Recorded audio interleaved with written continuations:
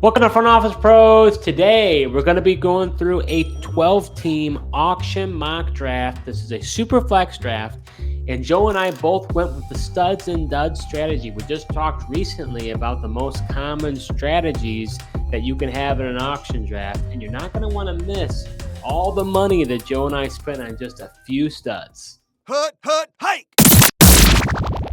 So at the end of this episode, you're going to be able to give your feedback of which team you like better. Do you like Steve's team better or do you like Joe's team? But before we do that, we're going to be going through player by player, talking about the guys that we spent the most money on in the studs and duds approach. Like we said, it's a 12-team mock draft. We've got you're starting a quarterback, 2 running backs, 3 receivers, a tight end, 2 flex, and then the super flex. So, Joe, why don't you start us off? Who did you spend the most amount of money on? Yep, I spent the most amount of money on my guy, Christian McCaffrey, Steve. I went into this, I knew I wanted to get a couple of stud running backs. Christian McCaffrey was he's like the number one stud that you could possibly get. Was definitely targeting him. But I had to spend way more than I thought I was going to have to. But this is a mock draft, so I thought why not for the studs and duds approach? Go ahead and do whatever you have to get this guy. And it took $91 to get in this mock draft. Yeah, and out of a $200 budget. So you're talking about almost half your budget being spent on Christian McCaffrey. I think this is a good lesson learned. This is a mock.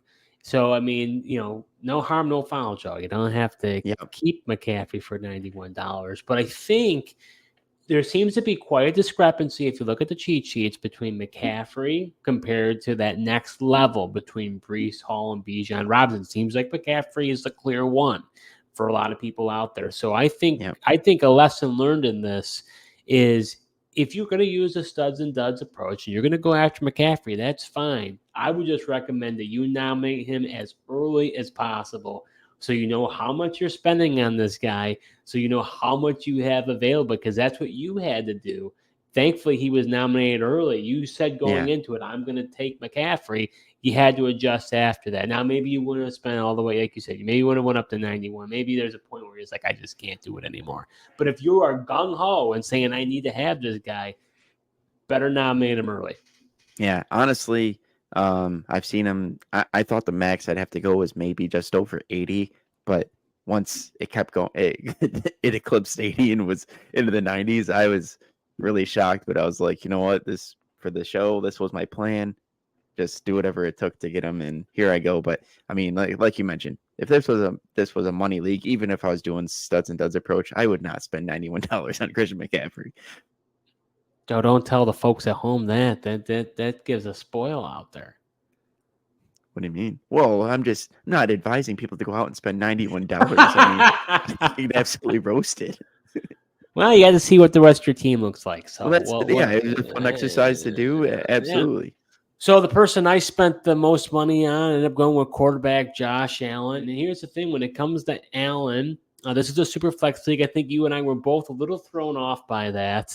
We knew it was going to be super flex spot going into it. So not to say that we didn't, but when you have that, usually in a one quarterback league, quarterbacks don't get a ton of money. So then you see these other positions getting more inflated in their price. So with the quarterbacks being up there, it makes it much more challenging in an auction league. It really does. I mean, you could say the same thing about a snake draft. The quarterbacks don't get drafted until whatever, third, fourth, fifth round, whatever. But when it comes to Allen, I spent $64. I that was pretty high. I believe he was the highest paid quarterback. You obviously were the highest paid for McCaffrey. I spent the most for him. And, I could have had, like a guy like CJ Stroud for $32. So it really just depends on, if you think that Allen is that much better. I think Allen's very good. I think in hindsight, I think it was a little rich. But overall, I ended up getting the Allen. Yeah, I think the problem was this particular group that we did this mock draft with really loved rushing upside. So pretty much all of the scrambling, running quarterbacks went for a premium. So I think that's also why Josh Allen's price was where it was. But I mean, he's pretty much the regarded, QB1 for fantasy, especially in Superflex. So you knew you were going to have to pay a pretty penny going in for him. Yeah, we'll just check. I mean, Mahomes was at 50. You had Lamar Jackson 49, Anthony Richardson 50. So Jalen Hurts 41, Kyler Murray 41. So, Yeah. I definitely spent clearing away the most for quarterback with Allen. Yep. But we said studs and duds, and we were sticking Correct. with the studs and duds. So, are you enjoying this episode so far? Well, if you are, subscribe to our YouTube channel, smash that like button, and hit the notification bell for upcoming videos. We do videos throughout the year, so you're not going to want to miss what we have in store. How about your next player, Joe? You spent 91 on McCaffrey. You didn't. How much more did you spend on somebody else? Yeah. I didn't go hog wild for the next players, but I said I wanted to go in with 2 stud running backs, so I went ahead and was targeting Brees Hall and was able to get him for 51, which honestly I think is a fair price um for Brees Hall. So doing the studs and duds approach, if you wanted to not blow half your budget to go ahead and get Christian McCaffrey, I think between your top running back and mine, I think that could be the better option for you. Well, I mean, Brees Hall was the second highest paid running back, so you had the first and the second. And like I said, I mean, we talked about this before off the show. I think if there's a difference between even $15-$20 difference between Brees Hall and McCaffrey, you really have to ask yourself: is McCaffrey going to be that much better than Hall? I don't know if you could justify a $20 difference. Yeah, I don't know. And just how many more other players too that $20 savings could afford you to get too. Right, I exactly. mean, That's it it's could hard be to that's ignore that. Yeah, astronomical. That's astronomical. So it's like, is McCaffrey that much better? I know he's maybe more of a lock, but it's I think it's somewhat of a gamble.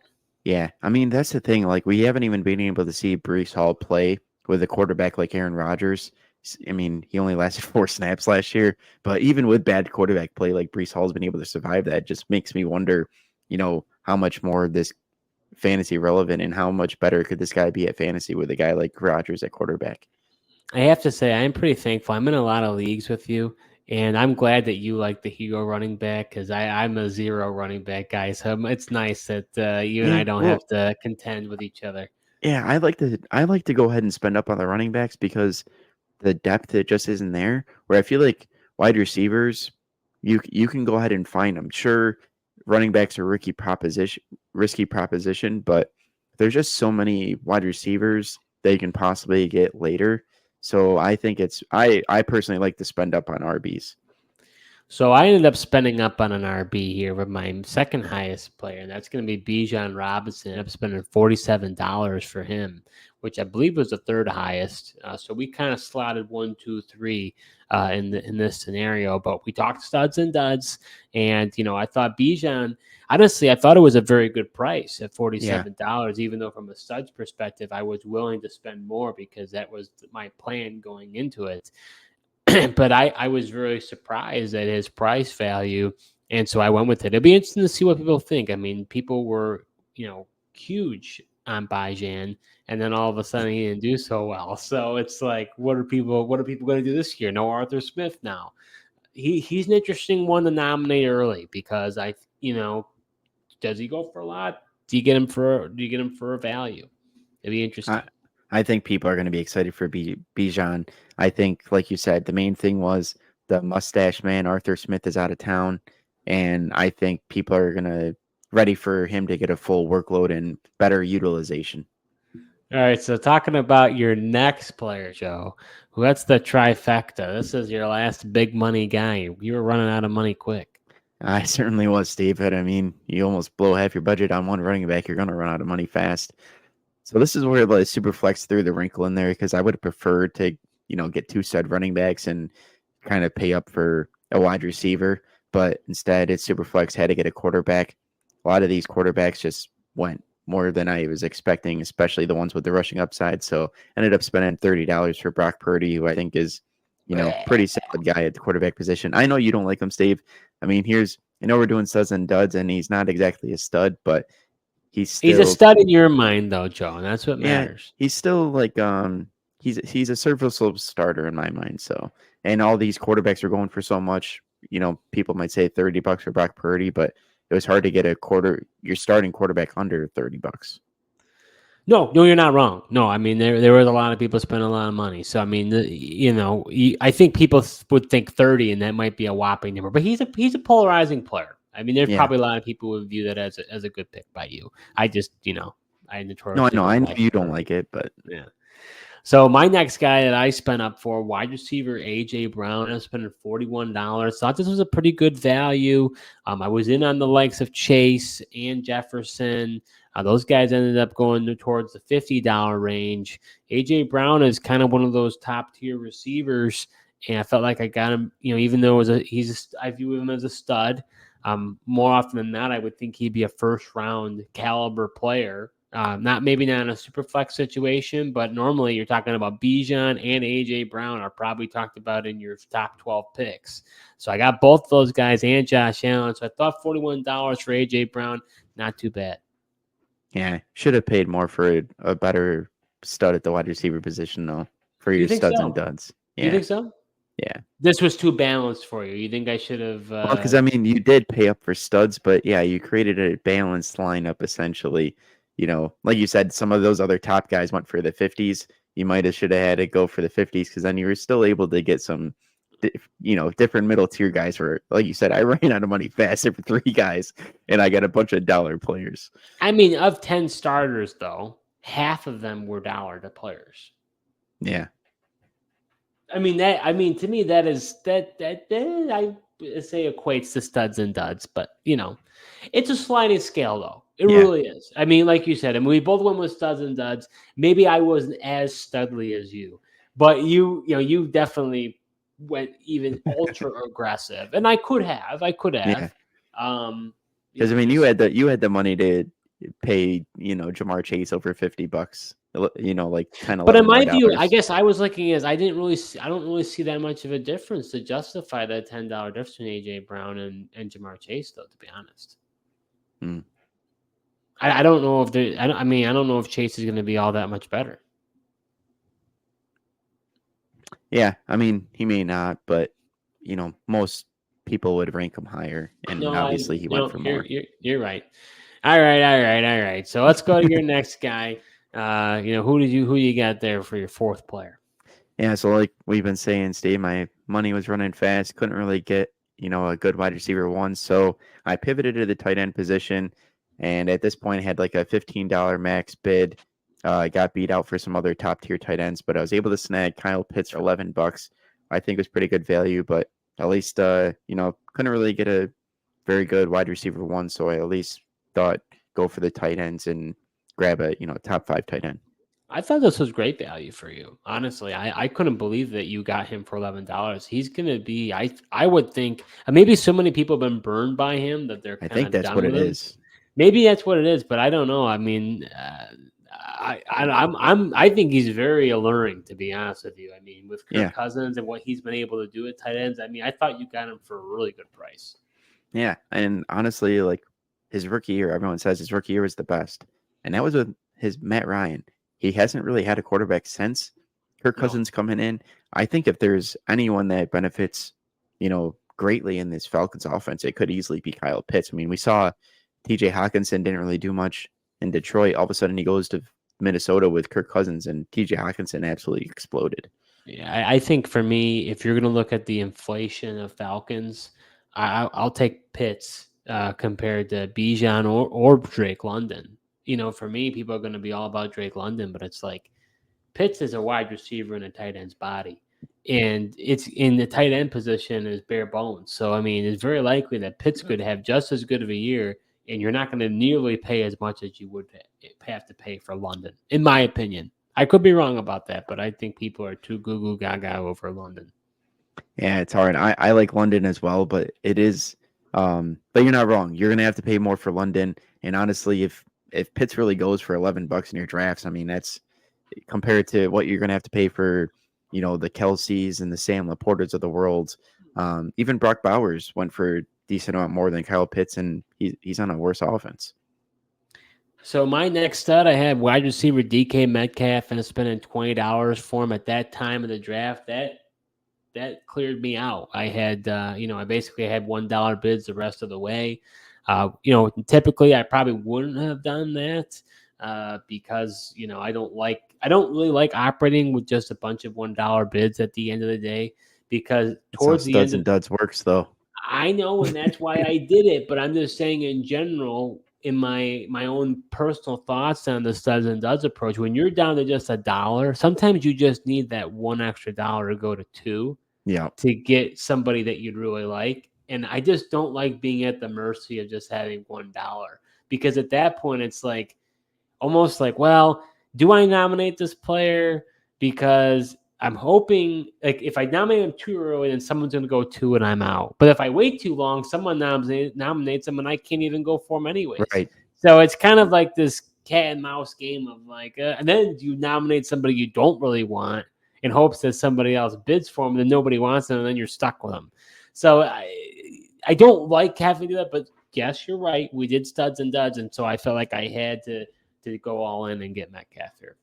Yeah. I don't like leaving myself with just $1 either. I mean, honestly, it sucks because it basically, at that point, it kind of turns it into a snake draft. I'm trying to figure out who almost playing like an ADP game version of but for auction, right? Trying to figure out how far down the list do I have to go to nominate a guy for $1, and then hopefully I get him, but I'm somewhat interested in the guy.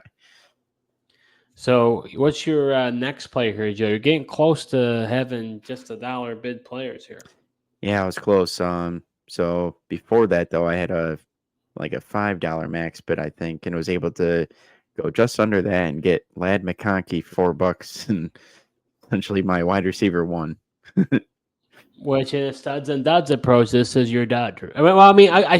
It's hard. I mean, I don't view him as a dud, but I mean, Right. as far as how much you're spending for him, he's being treated as a dud. Correct. Yeah. I mean, I took a flyer on him. I mean, he's getting a lot of buzz. It is possible that McConkey could possibly be the wide receiver one for the Chargers. Ideally, I would not have wanted him to be my first wide receiver taken, but just the way the draft goes. Well, I mean, honestly, he's not a horrible one. I mean, Yeah. in a situation, if you were very aggressive and had that studs and duds approach, I would not be. I mean, I would not want to be my number one receiver, but I would not be upset even if he was my wide receiver 2 or 3 because he has Right. upside. Yeah. That's what I was honestly, once I got close, and I was just looking, especially my $1 players, just looking for guys with some upside, take some chances on.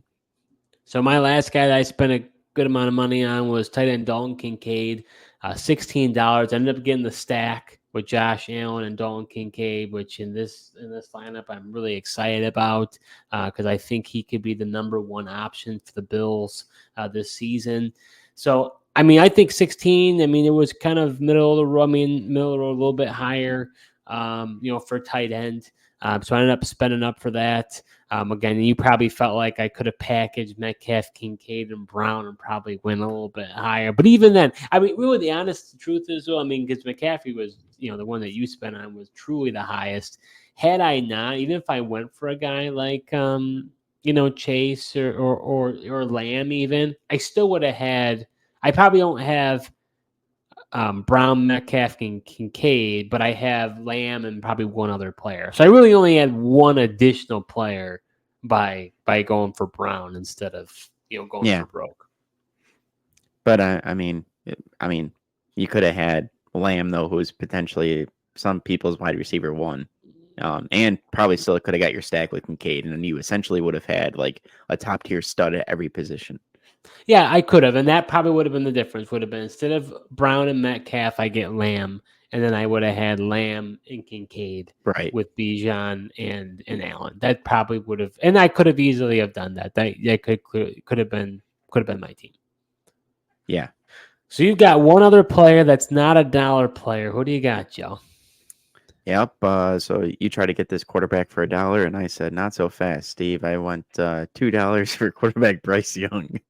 Well, and that's exactly what I was talking about. Bryce Young was a guy I wanted. I didn't have any money left. Just took one extra buck, and I couldn't get him. And I don't like being in that position. I like having some padding at the end of the draft in case I really want to get somebody. I can say, okay, I can go 2, 3, 4 pretty easily. Yeah, and I didn't to get your quarterback too for $2. I mean, I think Bryce Young could have a rebound year with Canales coming over, and they beefed up the offensive line, added some weapons. Got Deontay Johnson there. So I think even though the perception of Bryce Young was he was terrible, the whole team was just terrible. I think he could rebound and be interesting, and he's worth the flyer of $2. So all the guys left here, that's probably the most interesting. I was able to get Javonte Williams for $1. And that was impressive. That was the rest of my picks were $1.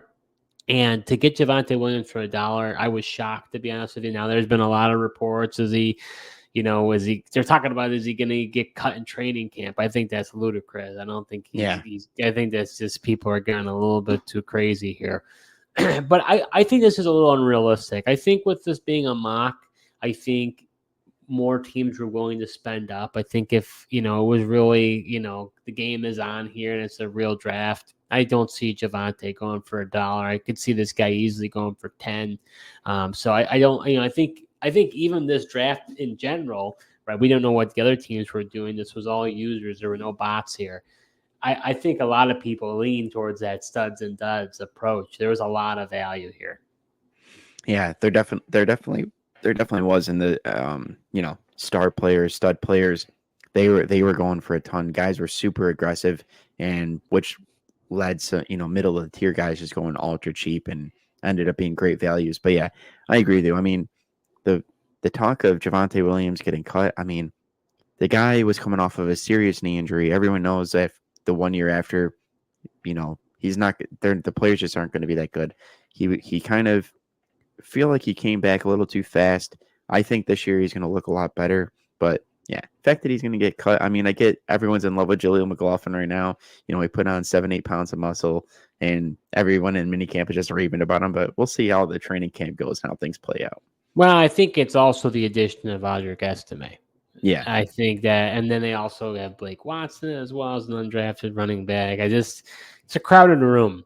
I think that's probably the biggest reason why people are kind of concerned. Yeah, which, I mean, it is concerning. I mean, I'm considering just kind of fading the Broncos backfield like I would, the Patriots back in the day when they would just rotate in like 3 different guys. I just don't know how, there's only one ball and can only go around so far. And with a deep running back room like that, I don't know. Well, and P. Ryan, too. Probably he'll end up getting cut. I think he's going to get cut. Because then they can get a savings. They have McLaughlin, they get Blake Watson. It's like, why get all these guys and have P. Ryan? And I think he's already got to be kind of unhappy with the utilization that happened last year because he was signed from Cincinnati to Broncos because he was promised a big role and he didn't really have that big of a role.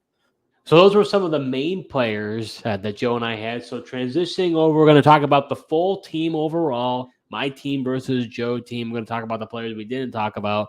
So, again, as a reminder, quarterback, I had Josh Allen for $64. My Superflex, so the quarterback I got for $1, Russell Wilson. I was happy I was able to get him. I think he has some sneaky upside. Would have rather had guys like Bryce Young, Will Levis. Those guys just went over $1. I just couldn't really I didn't have a chance to get him. So that was, if I could save $1, then I would have loved to have been able to get him. At running back, I had Bijan Robinson at $47 and Javonte Williams at $1. I think Williams ended up being a real steal for me. At wide receiver, had A.J. Brown for $41, DK Metcalf for $20. I was able then to also get Curtis Samuel for $1. Really like that option for the Bills. I've already got Josh Allen. I got the Josh Allen stack with Curtis Samuel, who I think could also be a big recipient of that offense if it isn't Kincaid. I really have one or the other in what has been a high-powered offense. Then at tight end, I've got Dalton Kincaid at $16. Mentioned he's a guy that I think a lot of people are excited about. Thought I got him for a good value. Then my remaining flexes at $1, I got Mike Williams. I was happy about that. I mean, I know you don't like Mike Williams, and the big question is, can he stay healthy? But if he is able to stay healthy, and if Rodgers is able to stay healthy, guy has a lot of upside. I think he could be intriguing. So I'm happy to take the $1 flyer on him. And then lastly, a $1 flyer on Jerry Jeudy. Another guy, Joe, that he's not a fan of yours, or you're a fan of him either. But but I think when it comes down to it, I think Jeudy has some upside with the Browns. We'll have to see how involved he can be and if Watson can stay healthy. But, if everything turns out right, I think he has some upside. So I'm happy to have him there. So that fills out my roster. What do you got over there for you? Yeah. So I had quarterback Brock Purdy. I mentioned $30. Then I had stole Bryce Young from you for $2. Like you, I was hoping to get somebody like Will Levis there, but just didn't work out that way. And running back Christian McCaffrey at a whopping $91. Brees Hall 51. Lad McConkey for $4. Tyler Lockett for $1. The other Buffalo Bills wide receiver, Khalil Shakir, since you were able to get Crowder before me. At tight end, I've got Kyle Pitts for 11. One of my flex spots, I got Blake Corum for $1 and Brandon Cooks for $1.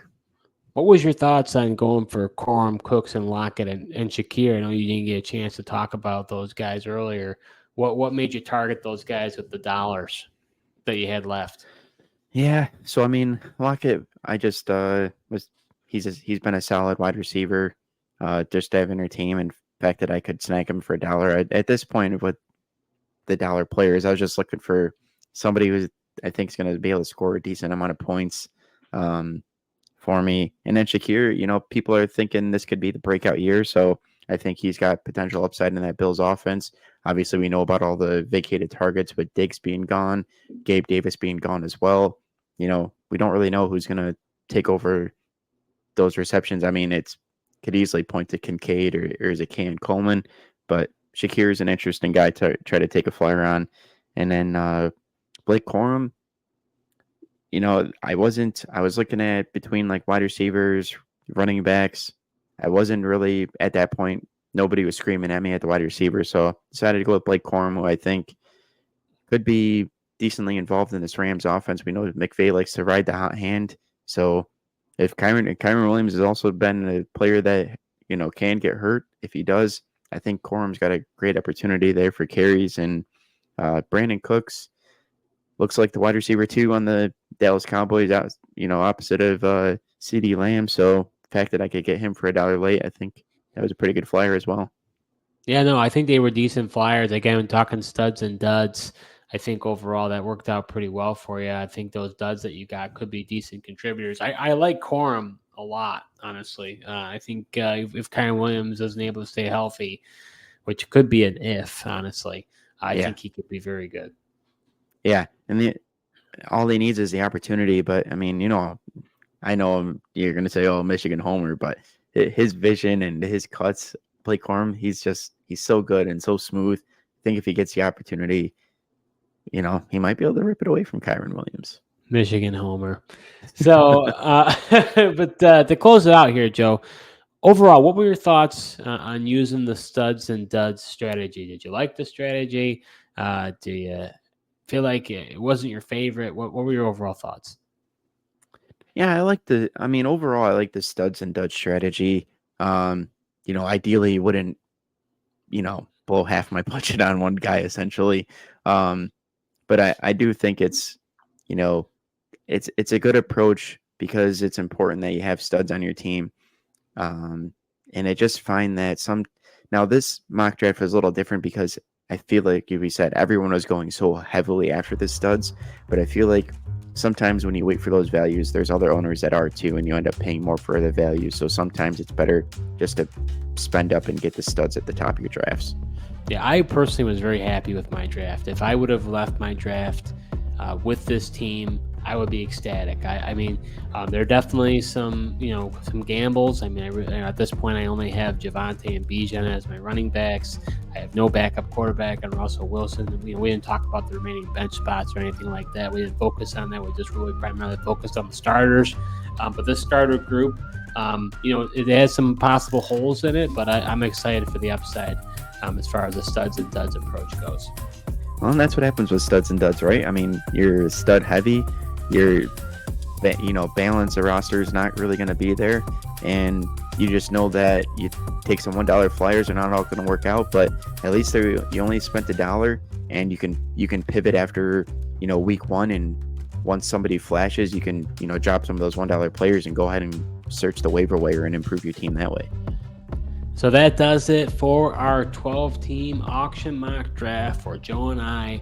Both did the studs and duds strategy. Hope you found this helpful and entertaining. as you prepare and start thinking about what you're going to do for your auction drafts coming up this off season, or heading into the season, I should say. In our next few episodes, we're going to be doing a few other mocks, but doing a value-based strategy and a balanced strategy. So you're not going to want to miss that. Thank you so much for watching, and until next time.